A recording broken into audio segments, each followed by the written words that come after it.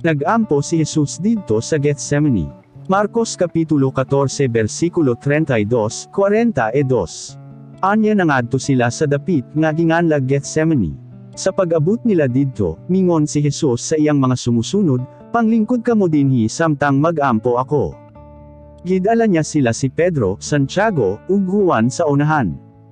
Naguol gayud si Jesus ug mingon siya kanila, "Mura akog mamatay sa hilabihang kaguol.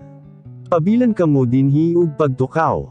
Anya miadto pagayod siya sa unahan, mihapa siya sa yuta ug nag-ampo nga kon mahimo dili lang ipadangat ang pag-antos nga umaabot kanya. Nag-ampo siya, "Amahan, ang tanan nga botang mahimo mo. Busa ayaw ipadangat kining umaabot nako nga pag-antos. Apan dili ang akong pagbuot ang angay matuman kon dili ang imong kabubuton." Sa pagbalik niya didto sa iyang tulo kasumusunod na abtan niya sila nga nangatulog. Mingon siya kang Pedro, "Simon, natulog ka ba? Dili ka ba makatukaw bisan o salang ka oras?" Ug mingon siya kanila, "Pagtukaw kamo ug pag-ampo nga dili kamo madaog sa pagsulay.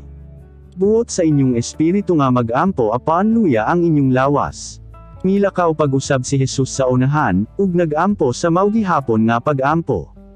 Pagkahuman mibalik siya pag-usab sa iyang mga sumusunod ug naabtan gihapon niya sila nga nangatulog, kay katulgan kaayo sila. Ug wala sila masayod kon ansay ilang itubag kanya. Sa ikatulo nga pagbalik niya kanila mingon siya, "Nangatulog pa ba gihapon kamo ug nagpahulay? Husto na kana, mao na kini ang panahon nga ako nga anak sa tawo itugyan ngadto sa mga makasasala. Tana, tanawa, anya na ang tawo nga magluib kanako."